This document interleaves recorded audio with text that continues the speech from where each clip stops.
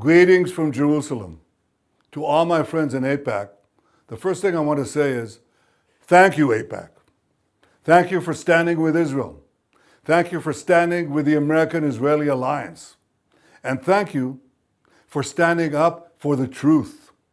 Now I know that's not been easy, because over the past 2 years, we've all been subjected to a tsunami of lies, vilifications, vituperations that are reminiscent of the worst anti-Semitic attacks in history.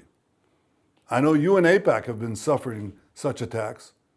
The American Jewish community and other Jewish communities have suffered not only anti-Semitic slurs, but also murderous attacks. And of course, so did we in Israel. We suffered on October 7th a brutal attack that was meant to destroy us, to wipe Israel off the map. That's what the Iran Axis sought to do on October 7th.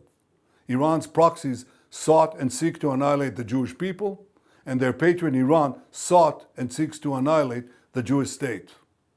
But for the past 2 years, since October 7th, we've rolled them back. We fought a seven-front war against this axis of evil.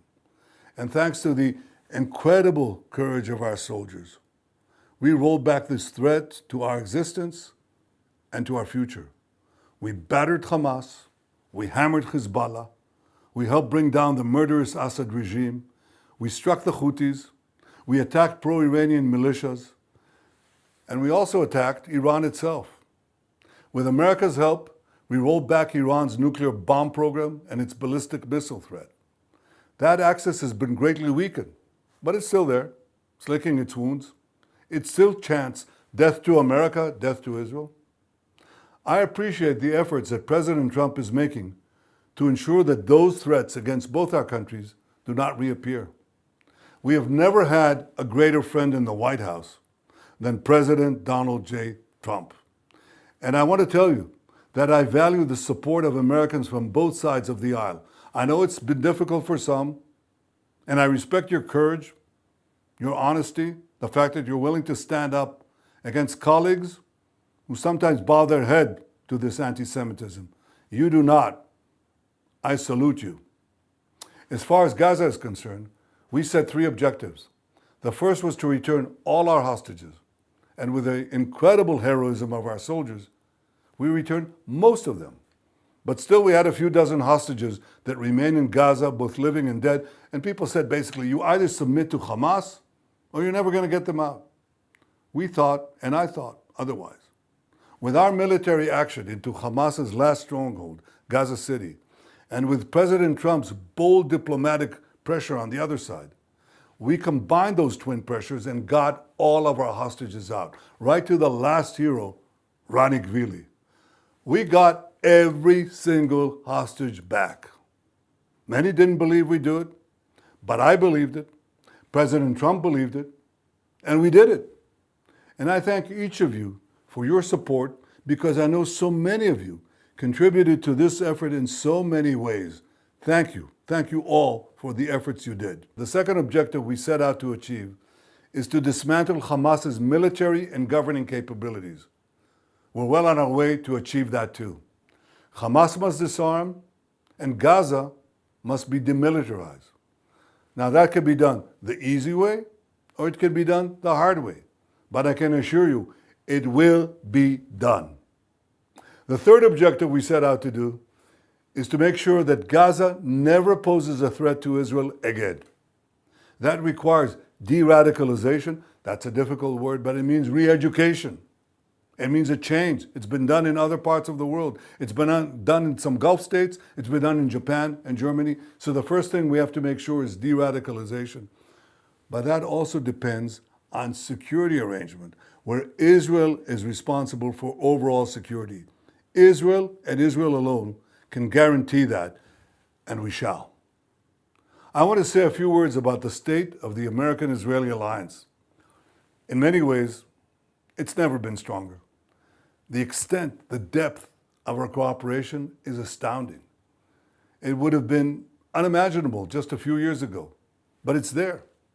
And this serves not only the interest of Israel, but it serves the interest of the United States.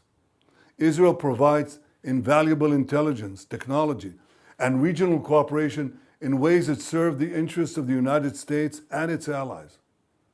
The United States National Security Council issued a memorandum a few weeks ago. I don't know if you read it. If you haven't, you must. Because it called Israel, and only Israel, of all the countries on the planet, it called Israel the United States model ally. America is Israel's indispensable ally, and Israel is America's model ally. That doesn't surprise any of you, because you've been championing this alliance for so many years, and I salute you for doing that. One thing that we understand is that the challenges before us have not ended. But this alliance gives us the opportunity to fashion a new reality in our region, a reality of security, prosperity, and peace. And the benefits will accrue not only to us, but to America and its allies as well. See, when Israel intercepts a missile over Jerusalem or Tel Aviv, we're not only protecting our children, we're pioneering the technologies that protect America's soldiers, America's allies, and America's homeland. This is not a one-way alliance. It is shared security, shared innovation, shared strength. Our goal is a totally different Middle East, a Middle East where radical axes are replaced by alliances of innovation, where terror corridors are replaced by trade corridors, where peace is built not on illusion, but on strength. That's why I've told Iran that if it attacks us, we will respond with unimaginable force. And we are committed to defending our allies, including the Druze in Syria. We saved them from massacres. But even as we win on the battlefield, we're fighting on another front. We're fighting on the battle for truth. The truth is that we were brutally attacked on October 7th. The truth is that we have fought a just war by just means on 7 fronts. The truth is that from Gaza to Yemen to Iran, we have hit our enemies harder than they've been ever hit before. But the truth is also this: we've been vilified and falsely accused of genocide at the very moment when, according to John Spencer, head of urban warfare studies at West Point and perhaps the world's greatest expert on urban warfare, he said Israel applied more measures to prevent civilian casualties than any military in the history of urban warfare. That is the truth. Radical voices on the left spread lies about genocide. Radical voices on the right demand that Jews take DNA tests. Both are wrong, both are dangerous, and both must be confronted. Because this is not just a war for security, it's a war for truth. The truth is that the Jewish people have lived in our ancestral homeland, the land of Israel, for 3,500 years. The truth is that David set our capital, King David set our capital in Jerusalem 3,000 years ago. The truth is that although we represent only 0.2%, 0.5% of the world's population, the Jewish contribution to humanity in every field, in medicine, in science, in physics, in so many areas, has been unmatched. The truth is that Israel is not a burden to America. Israel is a strategic asset to America, as the American National Security Council itself says. I treasure and value, as do all Israelis, the great support we've been receiving from America all these years. And you, AIPAC, should also be credited for helping out in this alliance. But I want to move from aid to partnership, because that's where we are. We are partners. And no one can appreciate America more than Israel.